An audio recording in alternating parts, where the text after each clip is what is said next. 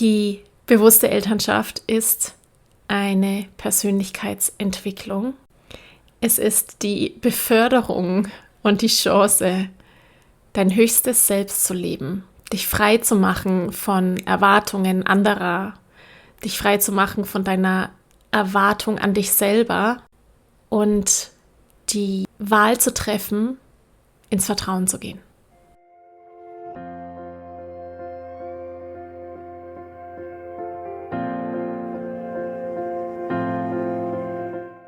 Hallo und herzlich willkommen bei Loslassen und gemeinsam wachsen, deinem Podcast rund um bewusste und bedingungslose Elternschaft.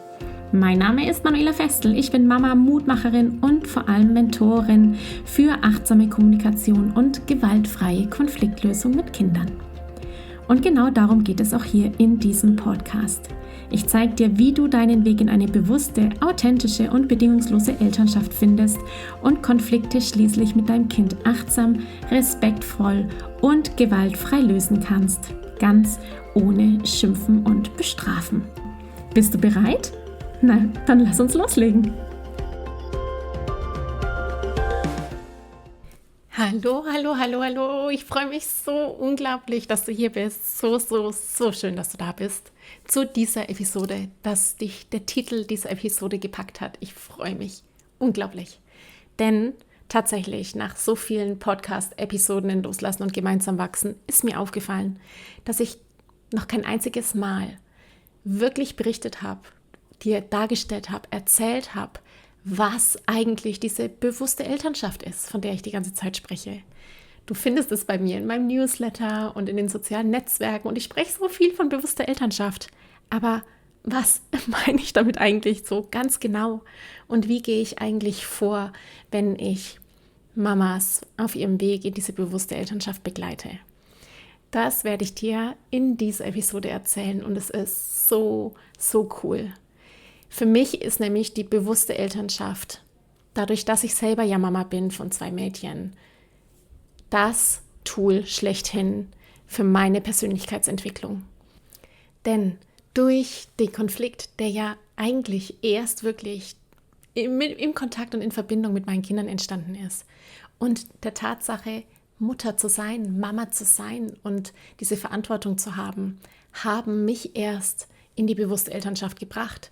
Ich bin erst auf diesen Weg der Persönlichkeitsentwicklung gekommen, dank der Konflikte mit meinen Kindern, mit meiner Tochter, mit der Großen. Dank dieser Tatsache, dass ich festgestellt habe, dass ich Dinge sage und Dinge denke, die gar nicht ich bin und die ich auch gar nicht sein will. Ich freue mich so sehr, dass du hier bist, denn diese Folge, die ist so essentiell, um die Haltung der bewussten Elternschaft mitzunehmen und zu verstehen. Ich werde dir zeigen anhand meiner drei M's, sage ich immer, meiner Prinzipien, meiner Art und Weise, wie ich coache und wie ich Frauen und Mamas auf ihrem Weg eben führe und sie begleite in diese bewusste Elternschaft hinein, in diese Persönlichkeitsentwicklung hinein letztendlich. Anhand dieser 3 M's, die sind Mindset, Motivation und Methoden bzw. Mittel, zeige ich dir, an welchen Ecken und Enden wir arbeiten, um bewusste Elternschaft zu ermöglichen, um sie auch zu verstehen und in diese Haltung des Mindsets, die Methoden, die Werkzeuge, die Kommunikation vor allem eben ausmachen, was das Kernprinzip von Persönlichkeitsentwicklung ist und natürlich auch das Kernprinzip der bewussten Elternschaft ist. Conscious Positive Parenting. Da werde ich dich heute mitnehmen auf diese Reise. Oh, ich freue mich, dass du hier bist und dass du dich darauf einlässt und wünsche dir ganz viele anregende Impulse und gute Gedanken und auch ganz viel Klarheit. Schon die ersten Schritte auf diesem Weg der bewussten Elternschaft. Hallo, schön, dass du da bist heute hier in dieser Episode, über die ich gerade so ein ganz kleines bisschen schmunzle. Ich habe nämlich schon seit einiger Zeit, habe ich mir gedacht, habe ich eigentlich in diesen 120 Folgen von Loslassen und gemeinsam wachsen schon einmal eine Episode über bewusste Elternschaft gemacht? Und mir ist aufgefallen, Jein. Also es gibt eine Episode und zwar tatsächlich die erste darüber, was Elternsein bedeutet, warum Loslassen und gemeinsam wachsen der Name dieses Podcasts ist und wie das natürlich in Verbindung mit dem Elternsein steht. Da habe ich auch über bewusste Elternschaft gesprochen. Aber du hast bisher tatsächlich von mir noch keine Übersicht, Zusammenfassung, Klarheit darüber bekommen, was diese beiden Worte im Detail bedeuten, wie ich arbeite, was dieses Conscious Parenting, Conscious Positive Parenting auf Englisch, bewusste Elternschaft, eigentlich wirklich ist. Und ich weiß, dass ich das bei meinen Frauen ganz oft sage und ja, die Frauen, die mit mir arbeiten, in den Einzelcoachings, die ich gebe und natürlich auch in Gemeinsam wachsen, mein Mentoring-Programm, die wissen das, dass die bewusste Elternschaft, und jetzt weißt du es gleich auch, das unfassbarste Tool ist für dein Wachstum. Denn genau das ist es. Ich führe dich einfach mal ein zu meiner großen Behauptung, die ich hier mitbringe und möchte dir anhand der Art und Weise, wie ich auch konkret arbeite, zeigen, warum die bewusste Elternschaft dich dazu führt, dein Leben zu leben, zu entdecken, wer du wirklich bist und sein kannst und auch sein willst und gleichzeitig durch diese hauptsächliche, primäre Arbeit oder das Wachsen und Entdecken an dir selbst, du es ermöglichst, dass dein Kind sich zu seinem besten Ich entfalten kann, dass dein Kind stark wird, selbstbewusst, voller Vertrauen, voller Ehrgeiz, voller innerer Motivation, voller Freude ins Leben.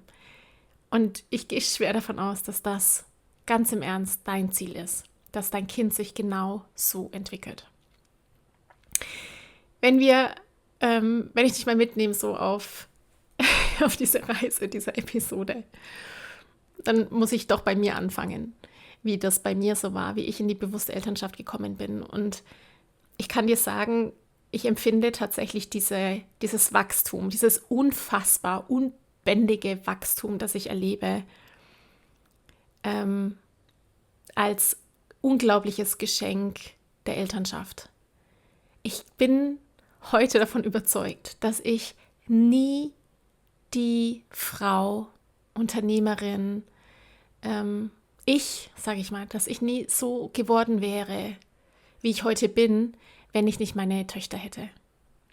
Die Konflikte mit meinen Kindern, die dazu geführt haben und die Erfahrungen, die ich gemacht habe, die Geburtserfahrung von meiner großen Tochter, dieses schwere Trauma, das wir beide erlebt haben, an dem wir so lange gearbeitet haben, vielleicht auch immer noch arbeiten. Ja, wir arbeiten da auch immer noch dran.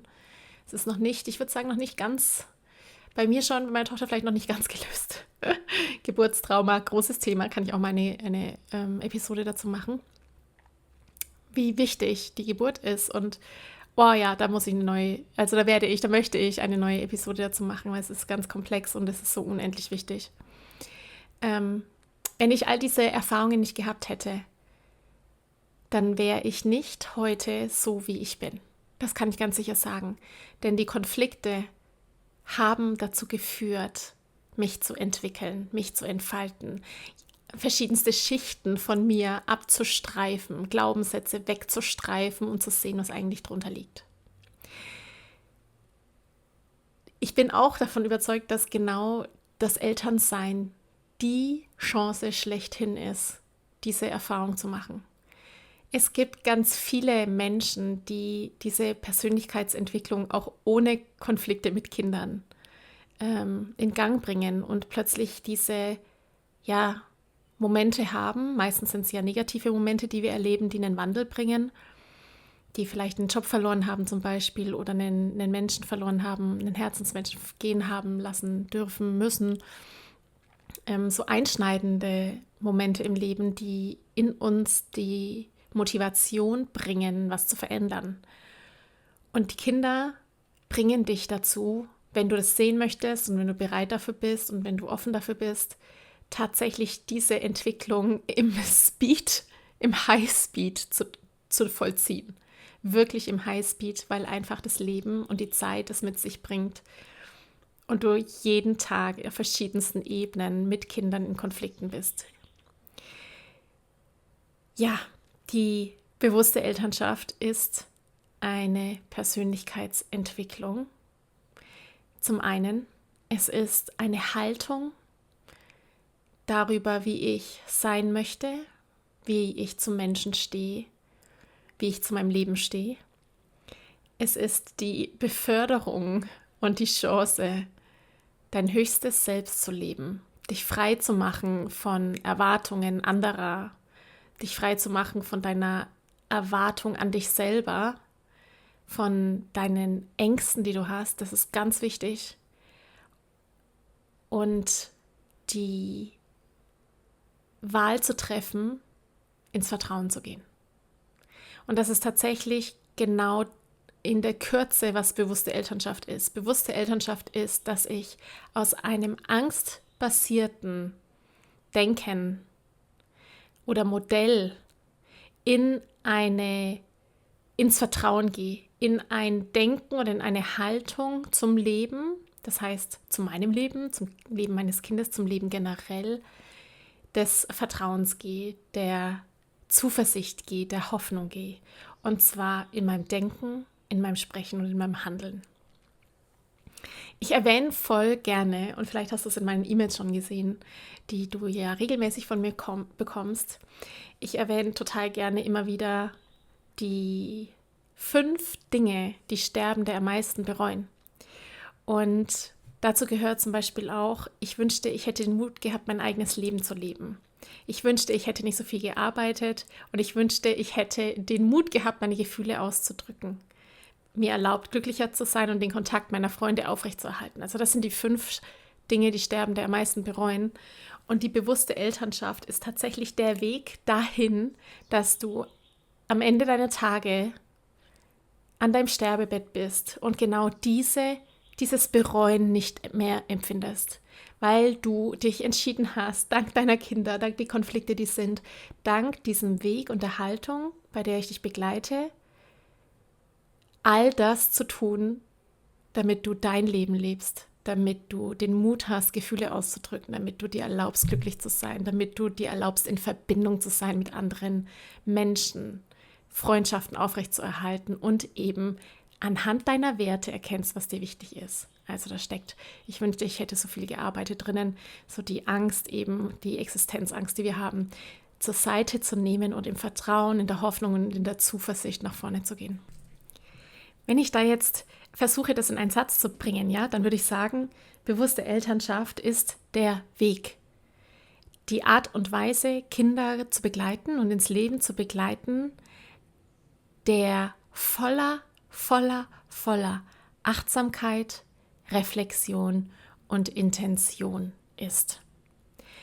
In der bewussten Elternschaft geht es darum, die Gedanken, die in 99% der Fälle unbewusst und angstbasiert sind,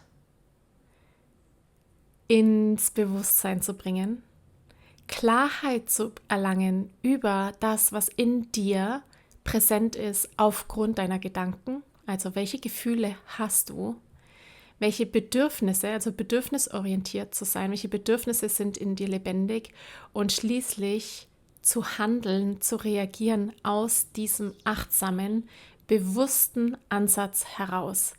Unter dem Aspekt zu wissen, wie sich dein Kind entwickelt, welche Entwicklungsstufen dein Kind durchmacht und wie du letztendlich all dieses Miteinander mit dem Kernprinzip der bewussten Elternschaft auf die Straße bringst, nämlich mit der Kraft deiner Worte. Lass uns mal zusammen überlegen, was Erziehung ist. Ich habe in den Shownotes für dich hierzu direkt ein paar Links zum Thema Erziehung und Kinder begleiten, ohne zu bestrafen. Da steckt schon so viel drinnen an Podcasts und Blogartikel, die ich für dich habe. Da darfst du gerne, gerne, gerne mal reinlesen. Wenn wir mal überlegen, was Erziehung ist, dann fällt dir relativ schnell auf, dass es unterschiedliche Ansätze darüber gibt, wie Kinder erzogen werden sollen. Es gibt nämlich diesen Ansatz, und es ist der primär vorherrschende, dass wir Kinder zu sozialen Wesen machen müssen. Also, dass der Erwachsene angehalten ist dazu, das Kind in eine Richtung zu bringen. Und bei diesem ersten Gedanken schon trennt sich die Spreu vom Weizen sozusagen. Denn Erziehung im Sinne der bewussten Elternschaft ist eben nicht, dass ich das Kind zu etwas bringen muss, sondern dass ich dem Kind den Raum gebe, dass es sich entfaltet. Natürlich gehen da ganz viele Aspekte damit einher, nämlich unsere Welt, in der wir leben und wer ich eigentlich bin. Und genau da möchte ich dich jetzt einmal hier in dieser Episode mit durchführen. Denn Punkt 1 von meinen 3 M's, mit denen ich arbeite und durch die ich meine Frauen begleite, wie gemeinsam wachsen auch strukturiert ist und wie ich jeden einzelnen Konflikt letztendlich löse mit meinen Frauen und zu verstehen gebe, sind der Bereich Motivation, Mindset und eben mindful, das heißt achtsame Methoden und Mittel. Und wir fangen beim Wichtigsten an, nämlich bei der Motivation. Die Motivation in der bewussten Elternschaft geht einher mit der Frage oder mit den Fragen, wer will ich als Mama, als Papa eigentlich sein? Wie möchte ich mich meinem Kind gegenüber zeigen? Wer bin ich eigentlich? Ich muss da so oft schmunzeln, weil es gibt dieses großartige Buch von Brecht, so heißt, wer bin ich und wenn ja, wie viele? Wer bin ich eigentlich und wenn ja, wie viele? So genau. Und genau das ist die Frage, das ist die Kernfrage. Wer will ich sein? Welche Art von Mutter und Frau und Partnerin möchte ich sein? Es geht bei der Motivation weiter, zu klären, welche Werte ich eigentlich habe. Und das ist immer individuell. Was sind meine Werte? Was sind die Themen, die in meinem Temperament, meiner Persönlichkeit, in meinem Wesen nicht erschüttert werden dürfen? Welche Werte trage ich, seitdem ich weiß, durch alle meine Lebensbereiche? Die sind mir richtig wichtig. Und was sind das für welche? Bei der Motivation ist dann weiter zu klären, was sind eigentlich meine Ziele? Was wünsche ich mir für mich als Mama, als Papa, für mein Leben? Was wünsche ich mir für meine Beziehung, für meine Familie, für meine Beziehungen zu Freunden, also die Beziehungen, die ich eben außerhalb der Familie noch habe und vor allem natürlich auch, was wünsche ich mir für mein Kind? Was sind meine Ziele für mein Kind? Wo möchte ich hin es begleiten? Und mein Business hier, mein Unternehmen, mein Herzensprojekt und meine Stärke und all das, was ich dir geben kann und wofür ich dienen kann, ist dich hier auf dem Weg zu begleiten und dir die Tools, die Methoden, die Mittel, im Sinne von Mittel, also sprich einmal Werkzeuge zu geben, bei den Methoden die Ressourcen, die Techniken zu geben, vor allem Kommunikationstechniken, die ich da meine, im Spezifischen, komme ich gleich noch dazu, zu geben dafür, dass das Ziel deines Kindes folgendes ist, nämlich, dass es sich zu einem selbstbewussten, achtsamen, mitfühlenden, sozialen, friedvoll agierenden Menschen, Erwachsenen entwickelt mit einem ganz starken Selbstwertgefühl. Ich wünsche mir so sehr, dass das Thema, ich weiß nicht, ob ich gut genug bin oder bin ich es überhaupt wert, bei deinem Kind kein Thema ist. Dass es einfach immer und immer weiß, dass es geliebt, geschützt ist, dass es wertvoll ist, einfach nur, weil es existiert. Und das ist etwas, was im Bereich der Motivation zu klären ist. Was ist denn dein Nordstern? Wonach richtest du dich aus, wenn es Konflikte gibt, wenn es Herausforderungen gibt? Was ist dein Licht da oben am Himmel, an dem du festhalten kannst, wenn du nicht weißt, in welche Richtung es geht, dass du weißt, okay, was sind meine Werte, was sind eigentlich meine Ziele und ist das, was ich gerade sage, denke oder handle, förderlich für mein Ziel. Im Bereich der Motivation der bewussten Elternschaft gehört für mich dann auch unbedingt und ausnahmslos hinein Emotionscoaching. Emotionscoaching heißt, dass ich motiviert bin, mich und meine Gefühlswelt zu entdecken und vor allem helfen möchte, dass mein Kind eine emotionale Intelligenz entwickelt. Das heißt, ich will meinem Kind helfen, mein Kind begleiten in seinen Gefühlswellen, Stürmen, Chaos, im Benennen von dem, was gerade lebendig ist, mit kohärentem Gehirn helfen, Impulse zu kontrollieren, helfen, Worte zu finden, helfen, mit dem, was uns zum Mensch macht, nämlich die Gefühle, zurechtzukommen, lieben zu lernen. Und damit natürlich dann auch mit dem Kind in Verbindung zu kommen. Das ist auch was. Möchte ich eigentlich als Eltern eine Bindungsbeziehung haben? Also ich hoffe, die Antwort ist ja. Ich schwer davon aus. Und auch hier wieder die Motivation und die Zielklärung ist das, was ich gerade tue, das, wie ich mit meinem Kind umgehe, wie ich mit mir gerade auch bin. Ist das dienlich für den Nordstern, für das Ziel, das ich habe, nämlich in Verbindung zu sein, zu Emotionscoaching zu machen, Klarheit zu bekommen über das, was in mir lebendig ist und auch mit meinen Werten natürlich übereinstimmt. Und um all dies machen zu können, ist ein großer Teil im Bereich Motivation für mich und für dich und vor allem für die bewusste Elternschaft der Bereich der Reflexion. Die Reflexionsfähigkeit, das kann man total gut üben. Das ist wirklich so wichtig und ich kann dir eine kleine Geschichte erzählen dazu, Reflexionsfähigkeit. Ich war gestern joggen, ich gehe total gern joggen. Für mich ist Joggen gehen, das mache ich ohne Witz, ich glaube seit 20 Jahren. Das reicht wahrscheinlich nicht. Lass mir überlegen, wie alt ich bin. Also ich mache schon seit 25 Jahren oder so, 27 Jahren gehe ich regelmäßig joggen, mehr oder weniger. Und es ist meine Art von Entspannung. Also ich erfülle mir mit dem Joggen natürlich das Bedürfnis, mich zu bewegen, aber auch zu entspannen tatsächlich. Und ich habe zu meinem Mann gesagt, ich bin so froh, wenn alle mal aus dem Haus sind und ich zu Hause alleine bin, um Podcasts aufnehmen zu können und nicht in der Anspannung zu sein, dass es irgendwo knarzt und knallt und irgendjemand noch was von mir möchte und ja, einfach so diese Ruhe zu haben. Und meinte dann so, weil wenn ich joggen gehe, dann habe ich das zwar, aber da flüchte ich ja von zu Hause. Und ich bin dann ganz still gewesen und andächtig und dachte mir so, interessant. Ich habe gerade gesagt, beim Joggen gehen flüchte ich von zu Hause.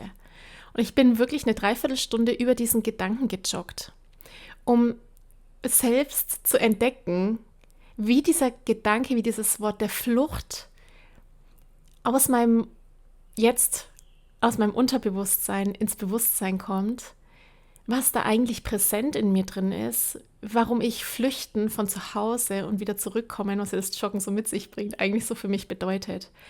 Und das war so spannend. Und das ist so aufregend, sich selbst zu entdecken. Und das mache ich mit meinen Frauen die ganze Zeit, dass wir reflektieren, dass wir sagen, okay, da war ein Konflikt. Was ist genau gewesen? Was habe ich mir genau gedacht? Wie ging es mir dabei? Und was bedeutet das? Und was bedeutet das? Da braucht es so sehr einen Gesprächspartner. Ja, wenn ich nämlich selbst erzähle und im Flow bin, dann erkenne ich selber im Flow und in meiner Blase einfach nicht, welche Wörter ich spreche, die letztendlich aus meinen Gedanken kreiert sind, die wiederum ein Teil meines Unterbewusstseins sind, aus Erfahrungen und aus Leid, das ich in irgendeiner Form habe und aus Erinnerungen, die in mir drin sind, die letztendlich in Worten dann aus meinem Mund herauskommen. Und das gilt es im Bereich der Motivation der bewussten Elternschaft einfach zu lösen. Was sind meine angstbasierten Glaubenssätze? Wovor, in meinem Fall zum Beispiel, flüchte ich? Wie kann ich diese Glaubenssätze in Verbindung mit den Erfahrungen, die ich als Kind gemacht habe, auflösen, neu kreieren? Ich habe dazu im Übrigen eine Impulswoche. Die Impulswochen heißen bei mir Impulswochen, weil du über eine Woche hinweg 7 Videos erhältst. Manchmal sind es 8. Mit Übungen, mit konkreten Übungen. Es ist sozusagen ein Mini-Online-Kurs zum Selbstcoaching. Und auch hier habe ich zum Bereich Glaubenssätze lösen und kreieren, als auch zur Reise des inneren Kindes eine Impulswoche für dich, die ich dir so, so sehr ans Herz lege.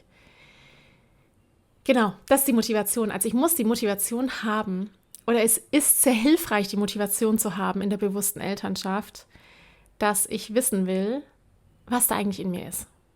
Dass ich reflektiere, dass ich bereit bin, meine angstbasierten Glaubenssätze auflösen zu wollen, um dann eben im Vertrauen handeln zu können. Wenn wir dann weiter schauen Richtung meiner Arbeit oder wie ich bewusste Elternschaft mit dir konkret umsetze, wie ich dich da begleite, dann ist das nächste M auf dieser Reise das Mindset. Mindset, Mindset, Mindset. Mindset heißt, dass wir so sehr achtsam, mindful Mindset sozusagen, achtsam entdecken, was in dir lebendig ist. Welche Einstellungen, welche Haltungen hast du in Bezug auf dich selbst, auf dein Kind? Was glaubst du, wie Erziehung sein muss? Was glaubst du, wie Elternschaft sein muss? Was denkst du, wer du sein musst als Frau oder als Partnerin? Wie stehst du eigentlich zum Thema Fehler machen? Ja, auch eins meiner Lieblingsthemen, diese Angst vor Fehlern, die Idee, man musste leisten, diese unendlich vielen Glaubenssätze, die wir haben, wie erst wenn ich alles geschafft habe, dann war mein Tag erfolgreich. Erst wenn ich, x Euro verdiene, dann kann ich glücklich sein. Das ganze Thema Mindset-Arbeit. Was glaube ich eigentlich über die Welt und über mich? Was glaube ich eigentlich? Glaube ich wirklich, dass mein Kind mich provoziert in diesem Konflikt? Glaube ich wirklich, dass jemand das mit Absicht macht? Und ganz wichtig auch, glaube ich eigentlich wirklich, dass ich immer allein alles machen muss? Glaube ich eigentlich daran, dass ich von einer höheren Macht begleitet bin? Glaube ich eigentlich daran, dass ich sehr wohl handlungsfähig bin, dass ich sehr wohl in der Lage bin, ein Leben zu gestalten und ein Leben zu kreieren, wie ich es mir vorstelle? Und da gibt es so viel Gesprächsbedarf. Und das geht super, super, super im Bereich der Kommunikation. Denn alles, was wir glauben, zeigt sich in unseren Worten. Und das ist auch jetzt direkt der Übergang zu der Art und Weise, wie ich arbeite und was die bewusste Elternschaft so essentiell macht, nämlich die Kraft und die Magie der Sprache. Die Techniken, die Methoden und die Mittel, das heißt die Werkzeuge, die ich dir zur Verfügung stelle, um dich auf dem Weg zu begleiten der bewussten Elternschaft, um dir zu helfen, deine Ziele zu erreichen, ist die Sprache. Die Sprache ist das Tool schlechthin, mit dem wir Menschen überhaupt kommunizieren können. Es ist unser unglaubliches Werkzeug, mit Hilfe dessen wir unsere Welt gestalten und kreieren. Und natürlich auch unsere Gedankenwelt gestalten und kreieren. Und eines dieser wichtigsten Werkzeuge, nämlich der Sprache, das sind Aspekte, die du lernen kannst. Wie kann man positiv formulieren? Wie kann ich kindgerecht sprechen? Was ist eigentlich aktives Zuhören? Wie schaffe ich es, herauszuhören, was mein Kind eigentlich braucht? Und zwar egal, ob es gerade frisch geboren ist und Laute von sich gibt oder in der Autonomiephase ist und frustriert ist und immer Nein sagt oder ein Teenie ist und noch nicht in der Lage, über Bedürfnisse zu sprechen, weil es gerade selbst keine Klarheit darüber hat, was Bedürfnisse sind. All das ist Sprache. Das ist das aktive Zuhören. Das ist ein Werkzeug, eine Methode, um Kommunikation zu gestalten. Und dazu gehört auch natürlich die Art und Weise, wie ich spreche über mich. Kann ich überhaupt in Ich-Botschaften sprechen? Wann, und da ist wieder Reflexion der Punkt, wann gebe ich ab, wann spreche ich mit du bist, wann spreche ich so, dass ich Schuld und Verantwortung übertrage, obwohl es eigentlich bei mir liegen müsste. Was hat es dann wieder mit meinem Mindset zu tun, ja, mit meiner Idee, mit meiner Angst vor Fehlern, mit meinem angstbasierten Denken? Wie kann ich, auch wieder Bereich der Sprache, meine Grenzen wahren? Wie kann ich meine Grenzen kommunizieren? By the way, auch da habe ich einen Vortrag für dich. Den Link dazu findest du in den Shownotes. Also wie kann ich auch Mitgefühl kommunizieren? Wie kann ich nonverbal Mitgefühl kommunizieren? Wie gehe ich auf Augenhöhe mit meinem Kind? Was heißt das überhaupt? All das ist Sprache. Die bewusste Elternschaft, Beziehungsgestaltung im Generellen, miteinander leben, und zwar würde respektvoll, gewaltfrei, ist nur durch Sprache möglich, weil Sprache unser Werkzeug ist. Es ist einfach das Werkzeug des Menschen. Es macht uns zu diesem besonderen Säugetier, das wir sind. Nämlich, dass wir sprechen können, dass wir Gedanken haben können, dass wir abstrakt denken können. Ein weiteres Werkzeug der bewussten Elternschaft ist natürlich die Achtsamkeit. Die Achtsamkeit zeigt sich in allen Bereichen, nämlich vor allem, wie gerade gesagt, in der Sprache, dass ich bewusst und achtsam überlege, welche Worte ich wähle, welche Worte welche Intention haben, wie ich etwas sagen kann, damit ich verstanden werde, und zwar ganz klar ohne Interpretation.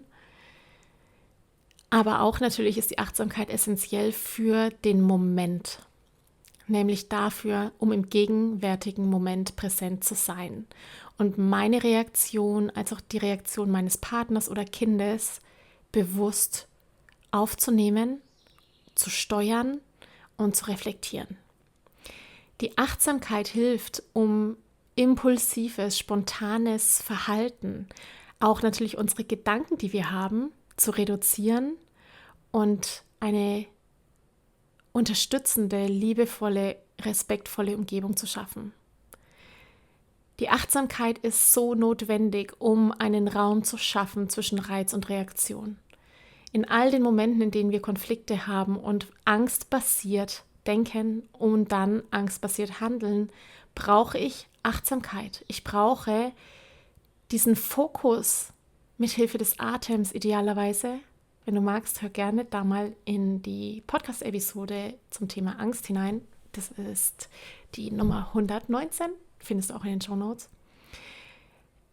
Ich brauche die Achtsamkeit, um aus der Angst rauszukommen, um mich in den gegenwärtigen Moment zu manövrieren, raus aus den Gedanken, die irgendwie in die Zukunft sind, zurück zu mir, zurück zu dem gegenwärtigen Moment, um zu sehen, klar zu beobachten, was jetzt in dem Moment gerade wirklich ist. Den Nebel vor meinem Auge zu lichten, die Interpretationen, die sich in meinem Kopf abspielen, ja, durchzustreichen und wertfrei zu entdecken, was gerade wirklich um mich herum passiert, in mir passiert, was ich wirklich gerade wahrnehme. Und da gehört natürlich auch so essentiell der Bereich der Selbstfürsorge dazu. Also, wie gehe ich mit mir selbst um? Wie lebe ich auch vor, Mama zu sein? Wie lebe ich Achtsamkeit vor? Wie wichtig bin ich mir selber? Wie handle ich achtsam? Wie bin ich liebevoll mit mir selbst? Zu den Werkzeugen und Ressourcen, die ich dir im Bereich der bewussten Elternschaft noch zur Verfügung stelle, ist natürlich, oder wo ich dir helfe, diesen Weg zu gehen, ist natürlich auch dir zu zeigen, wie du deinem Kind hilfst, autonom zu handeln, Selbstvertrauen aufzubauen, Entscheidungen abzugeben an dein Kind, damit es Verantwortung lernen kann. All das ist auch der Bereich der Konfliktlösung. Wie kann Konfliktlösung ausschauen, ohne Belohnung und Bestrafen? Wie kann ich, und es ist so schön, weil es geht und du brauchst diesen Scheiß von Belohnung und Bestrafung nicht. Wie kann ich Lösungen finden, die uns verbinden, die uns stark machen, die anhand meines Nordsterns und meiner Werte, unserer Familienwerte und dem, was ich mir wünsche für mein Kind, dienlich sind?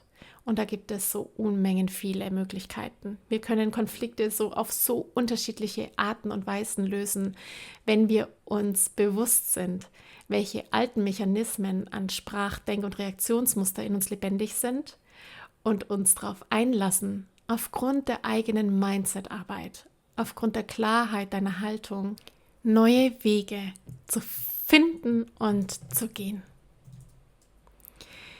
Jetzt habe ich dir heute ganz viel über bewusste Elternschaft erzählt und ich hoffe, du konntest ganz, ganz, ganz viel mitnehmen. Es ist so ein wunderbarer Weg und ich sehe das bei meinen Frauen, die ich teilweise schon seit 4 Jahren, ich habe sogar welche, die sind seit Anfang an bei mir, seit 2019 begleiten darf. Das ist so cool und es ist so ein Geschenk und es ist so schön zu sehen, wie sie sich entwickeln. Und da habe ich so viele Geschichten für dich zu erzählen. Das sind Frauen dabei, die erkannt haben, was eigentlich wirklich ihre Stärke ist und ihre Liebe ist und wo sie frei atmen können, in welchen Bereichen. Die durch diesen Weg der bewussten Elternschaft, durch die Konflikte und die Anspannung und den Stress, den sie haben, entdeckt haben, wer sie wirklich sein wollen. Also Bereich der Motivation, wer will ich eigentlich sein, was sind meine Stärken, wie soll mein Leben eigentlich sein? Die dann zum Beispiel Kraft und Klarheit bekommen haben und Energie bekommen haben, zu entscheiden, weil sie Mindset-Arbeit gemacht haben hier bei mir. Und Klarheit darüber zu bekommen, dass sie geführt sind, also der ganze Bereich der Spiritualität, die dann ihren Job gekündigt haben und ihrem Herzen gefolgt sind und einen neuen, großartigen Job gefunden haben und unfassbar glücklich sind in ihrem neuen Weg. Ich habe Frauen, die den Mut nach jahrelanger Arbeit gefunden haben, die Klarheit gefunden haben, die Stärke entdeckt haben, dass die Struktur in der Familie schon so lange schädlich für sie war und fürs Kind, dass die Trennung vom Partner notwendig war. Und es hat so zum Guten geführt, für alle Beteiligten. Also dieses Ich traue mich nicht, weil das angstbasierte Denken aufzulösen und im Vertrauen zu sein, dass es gut und richtig ist, weil ich meinen Körper verstehe, weil ich meine Gedanken verstehe, weil ich sehe, dass die Beziehung, die schon seit Jahren vielleicht gelitten hat, Auswirkungen aufs Kind hat, das ängstlich war, das irgendwelche Symptome gezeigt haben, die einfach nur darauf hindeuteten, dass die Stimmung nicht passt, dass einfach die Atmosphäre erkrankt ist und dass es da Veränderung braucht. Ich habe Frauen dabei, die nebenberuflich in einem ganz anderen Bereich plötzlich Weiterbildungen machen und glücklich sind und aufgehen und blühen. Und Frauen, die mit unfassbar viel Kreativität Konflikte lösen, andere inspirieren, Gespräche führen, Samen säen. Ich wünsche mir so sehr, dass du Lust hast, diesen Weg zu gehen. Es ist nicht mehr wegzudenken für mich. Für mich ist es nicht mehr wegzudenken. Ich kann auch jeder Frau sagen, bist du einmal auf dem Weg, wirst du diesen Weg gehen. Mein Weg startet meistens hier mit gemeinsam wachsen. Ganz viele Frauen fangen an mit gemeinsam wachsen, mit den Werkzeugen der bewussten Elternschaft, die da sind, die achtsame Kommunikation, weil ich natürlich über die Sprache erstmal Zugang brauche zu den Gedanken, die ich habe. Und wenn ich achtsame Kommunikation, die Schritte der achtsamen Kommunikation lernen und Konfliktlösung lernen, also mit den Werkzeugen anfange, dann entdecke ich plötzlich, wer ich bin. Dann komme ich plötzlich zu meiner Motivation, dann komme ich plötzlich dazu zu entdecken, wow, was ist mir eigentlich wichtig? Wow, ich habe Bedürfnisse. Wow, wer will ich eigentlich sein? Und wow, ich kann ja auch Gefühle ausdrücken und ich kann Gefühle leben und Wahnsinn, was das mit mir macht. Und schließlich dann anhand der Konflikte die Mindset-Arbeit zu machen, die richtige Persönlichkeitsarbeit, worum es wirklich geht, dass wir ein glückliches Leben, ein erfülltes Leben führen, weil wir nicht mehr angstbasiert handeln, sondern im Vertrauen sind und wissen, wir sind einfach allzeit begleitet. Ich wünsche dir ich schicke dir ganz viel Liebe und ganz viel Energie und ganz viel Freude und hoffe, dass du dich auf diesen Zauber des Lebens und auf diese Magie, die bewusste, bedingungslose Elternschaft mit sich bringt, dass du dich davon begeistern lassen kannst und losgehst für dich und dein Kind. Ich danke dir von ganzem Herzen, dass du dir heute Zeit genommen hast, diese Podcast-Folge anzuhören. Wenn du noch mehr Impulse, Ideen oder Inspirationen auf deinem ganz persönlichen Weg zur bewussten und bedingungslosen Elternschaft suchst, dann abonniere unbedingt meinen Newsletter oder du folgst mir auf Instagram, Facebook oder Telegram. Wenn auch du mal eine Frage stellen möchtest, dann komm am besten auf meine Warteliste von Gemeinsam wachsen, meinem 12-wöchigen Mentoring-Programm von der Wut zu Respekt und liebevollen Eltern-Kind-Kommunikation. Das findest du unter sprachzeichen.de/gemeinsam-wachsen-Warteliste. Wenn dir die Folge gefallen hat, freue ich mich natürlich riesig über einen Kommentar und natürlich, wenn du die Folge bei deinen Freunden und Freundinnen teilst und meinen Podcast abonnierst. Jetzt wünsche ich dir aber alles Gute. Wir hören uns sicherlich bald. Viele liebe Grüße. Ciao, ciao.